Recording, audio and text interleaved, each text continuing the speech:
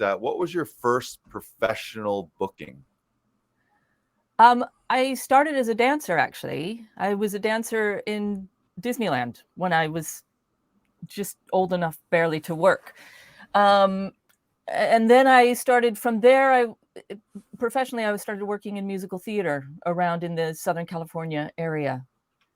I didn't actually start doing screen work until I came back to work having children.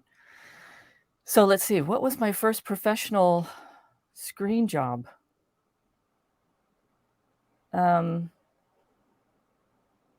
Actually, The Crown was one of my first. Yeah? Yeah. Tell us about that.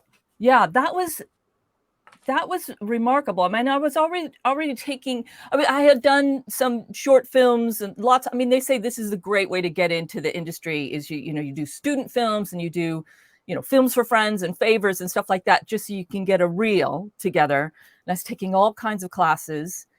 And yeah, how did they find me? Well, because it was very specifically, I needed to be American. And so being in a smaller community of Americans in the UK market, my name will come up. So it doesn't have to be, who you know and how many credits you have. I'm a very niche actress in the UK market. So yeah, I looked like the woman that I needed to play, which is important for The Crown. So that helped me out. And I met the casting director. It's Nina Gold's office, but Kate Bone is kind of in charge of The Crown, and she is she is so beautiful to be able to audition for. She's so giving and relaxed, and you come into the room and chats, and just everything is just to make you feel relaxed so you can do your best work. And we talked about who the character was. She's a historical figure, but the importance of the character, it was 3 weeks work, but it is a small role. But she is just to serve Princess Margaret, to establish Princess Margaret and where Princess Margaret was in this point in her life.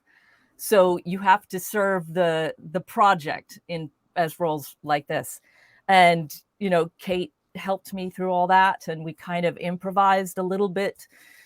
And yeah, it was just lovely. And then a couple weeks later, I didn't hear a thing, no recall, no callbacks, nothing like that. And then a couple weeks later, my agent said, yeah, you booked the gig. And it was amazing. It was 2 weeks in the London area. And then they took me to Spain for a week and got to stay in a nice hotel and got lovely food. And we went to see flamenco one night. And yeah, it was fantastic. And working with these people was amazing. You see these huge stars and you think,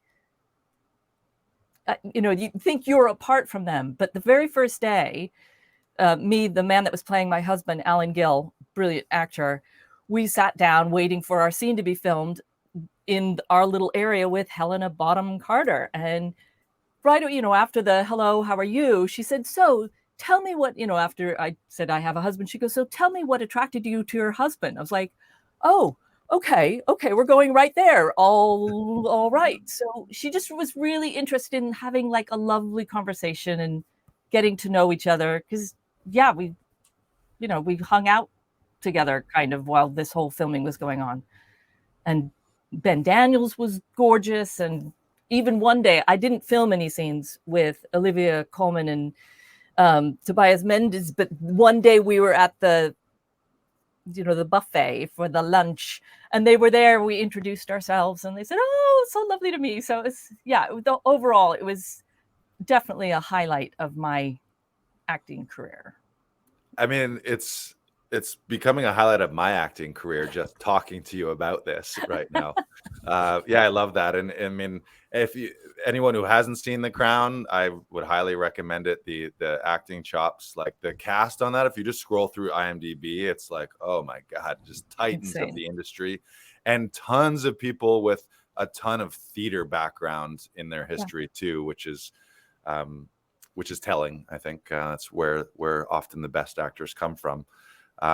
That's amazing. Anything else you want to share about your days on set? Oh gosh, yeah. Going back to just something you just said, about the theater background. I think that that is becoming embraced more readily, but because The Crown is made in the UK, the great thing about being an actor in London is you get to do everything. When I was working in the States, it was definitely a choice. My master's was at ACT up in San Francisco.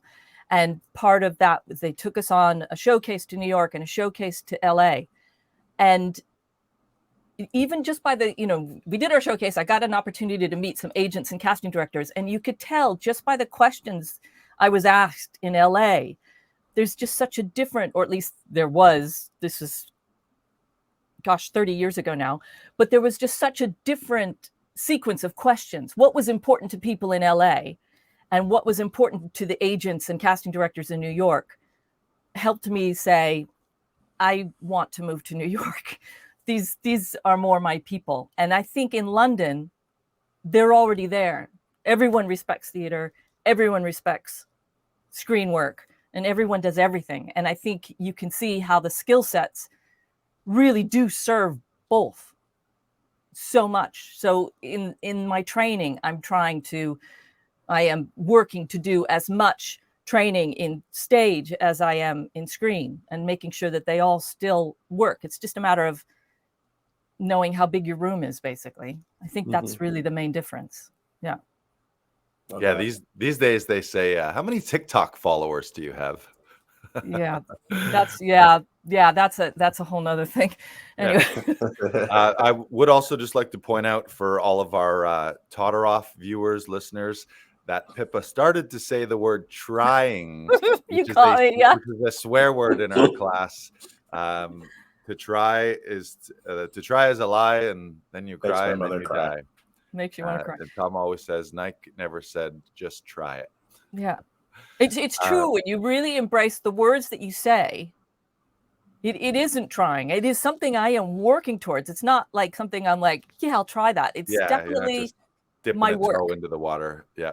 Yeah. I always think of that anytime, and often Tom uses this as an example, is if you invite someone to a party, like, hey, you want to get together next week? And they say, yeah, I'll try to make it. Like in my head, I'm like, not coming. I mean, you're going to try to make it. You're going to start walking and then not be able to get here, or you're going to start to call the Uber and not be able to do it.